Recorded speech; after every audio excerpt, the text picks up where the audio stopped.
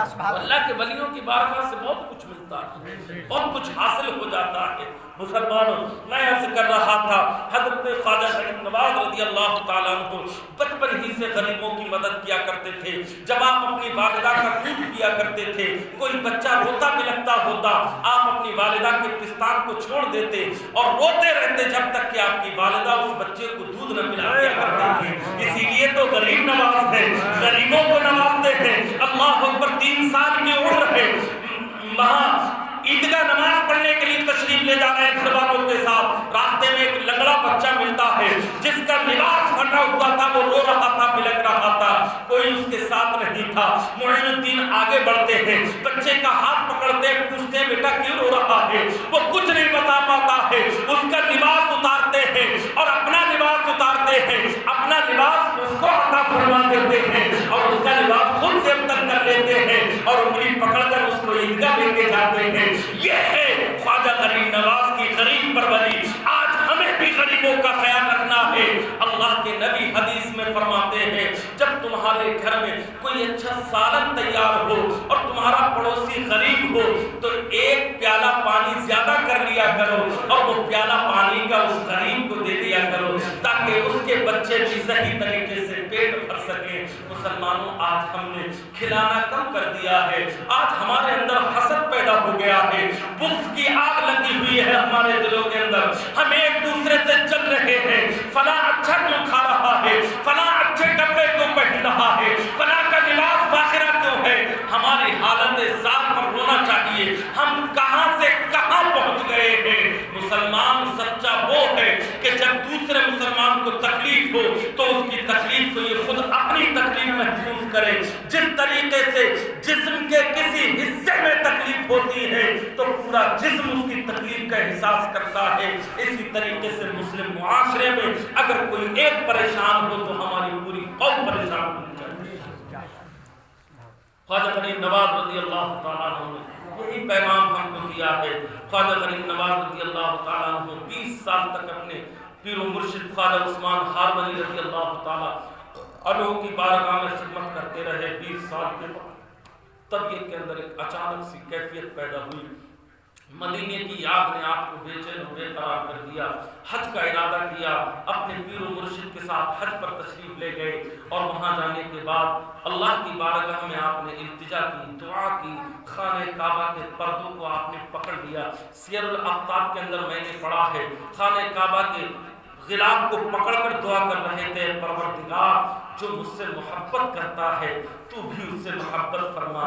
اے پروردگار، حضرت معین الدین یہ آواز دے رہے تھے، غیب سے آواز آتی ہے، اے معین الدین تم چاہتے کیا ہو؟ تو معین الدین کہتے ہیں جو میرا مرید ہے، جو مجھ سے محبت رکھتا ہے، میں اس کی بخشش چاہتا ہوں۔ آواز آتی ہے معین الدین ہمارا وعدہ ہے جو تجھ سے محبت رکھے گا ہم اس کو بخش دیں گے اور جنت عطا فرما دیں گے۔ سبحان اللہ، سبحان اللہ۔ خانہ کعبہ کے طواف سے جب فارغ ہوتے ہیں، وہاں سے فارغ ہونے کے بعد مدینے کی طرف چلتے ہیں۔ اب مسجد نبوی میں تشریف فرما ہو جاتے ہیں۔ مسجد نبوی میں جمع غفیر لگا ہوا تھا، بڑے بڑے اولیاء کے بعد تشریف فرما تھے، اور یہ جو واقعہ میں سنا رہا ہوں یہ حالت خواب کا نہیں، حالت بیداری کا ہے۔ نبی کو وصال کیے ہوئے کافی عرصہ گزر چکا ہے، سارے ابدال بڑے بڑے ولی کامل وہاں تشریف فرما تھے۔ نبی کی بارگاہ کا جو خادم تھا، آقا کریم علیہ السلام نے اس خادم سے کہا، یہ بیداری کی بات ہے، خواب کی بات نہیں، بار بار یہ کہہ رہا ہوں، آپ یہ مت سمجھنا کہ میرے مصطفیٰ بیداری میں کچھ نہیں کر سکتے۔ سعید ابن مسیب جلیل القدر تابعی ہیں، یزید نے مسجد نبوی میں 3 دن تک گھوڑے بندھوائے، انہوں نے پیشاب کیا، وہاں 3 دن تک اذان نہیں ہوئی، جماعت کے ساتھ نماز نہیں ہوئی۔ سعید ابن مسیب کہتے ہیں میں نے اپنے کپڑے پھاڑے، بال بکھیرے، راڑ ٹپکائی تاکہ یہ مجھ کو قتل نہ کرا دے، اور میں اس انداز میں مسجد میں رہنے لگا گویا کہ میں پاگل ہوں، دیوانہ ہوں، اور میں نے یہ اس لیے کیا تاکہ میں مسجد نبوی کے حالات کو دیکھ کر تاریخ میں رقم کرا سکوں کہ یزید کیسا سفاک اور ظالم انسان تھا جس نے مسجد نبوی کی بے حرمتی کرائی تھی۔ تو سعید ابن مسیب کہتے ہیں کہ نماز اذان نہیں ہوتی تھی، مسجد نبوی میں نماز نہیں ہوتی تھی، لیکن جب جب اذان کا ٹائم ہوتا تھا میں نبی کی قبر سے اذان کی آواز سنتا آواز بھی سنتا تھا، اور جب جماعت کا وقت ہوتا تھا تو میں نبی کی قبر انور کے قریب کھڑے ہو کر جماعت کے ساتھ نبی کے ساتھ نماز بھی پڑھ رہا تھا۔ اگر نبی زندہ نہیں ہے تو سعید ابن مسیب جیسا جلیل القدر تابعی نماز کیسے پڑھ رہا ہے، اذان کی خبر کیسے دے رہا ہے؟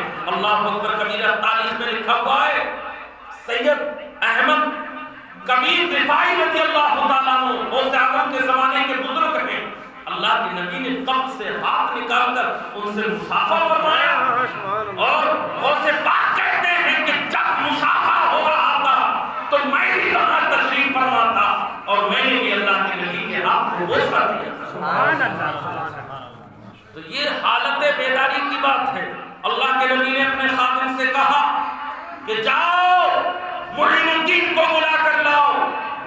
کہاں کی بات ہے؟ مسجد نبوی۔ کہا معین الدین کو بلا کر لاؤ۔ خادم جاتا ہے، آواز لگاتا ہے کہ معین الدین کون ہے؟ سرکار یاد فرما رہے ہیں۔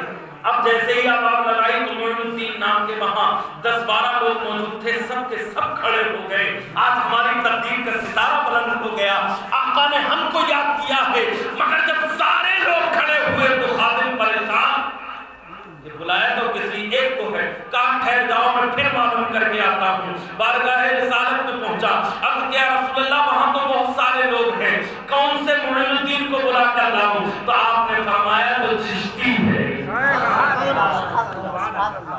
معین الدین چشتی جو سنجر کا رہنے والا ہے، اس کو بلا کر لے آؤ۔ اب خواجہ معین الدین چشتی اجمیری علیہ رحمۃ و رضوان لکھتے ہیں کہ میں کپکپا رہا تھا، لبوں پر درود و سلام تھا، ہاتھ پیر کپکپا رہے تھے، کبھی گرتا تھا کبھی اٹھتا تھا، اس انداز میں کہ آقا نے مجھ کو یاد کیا ہے، خوشی کے مارے میرا ٹھکانہ نہیں تھا۔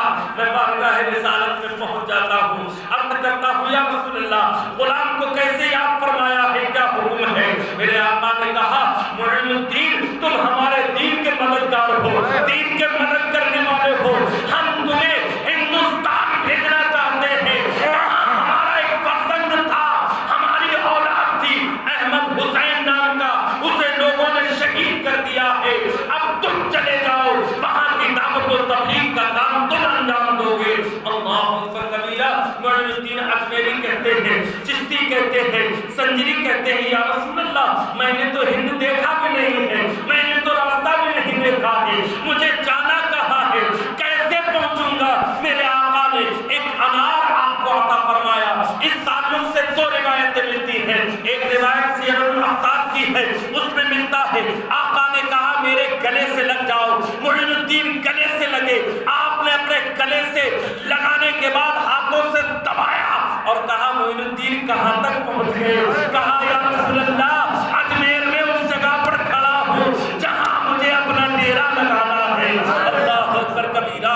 میرے آقا نے دوسری روایت یہ ہے ایک انار عطا فرمایا اور کہا معین الدین اس انار میں دیکھو تمہیں ہند کا راستہ بھی نظر آئے گا اور جہاں تمہیں ٹھہرنا ہے وہ جگہ بھی نظر آ جائیں گے۔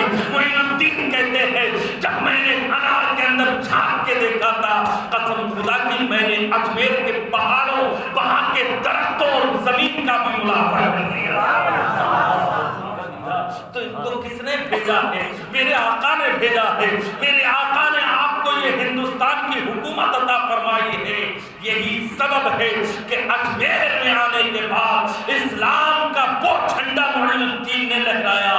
تاریخ اس کی مثال پیش کرنے سے قاصر اور مجبور نظر آتی ہے۔ مسلمانوں آج ہم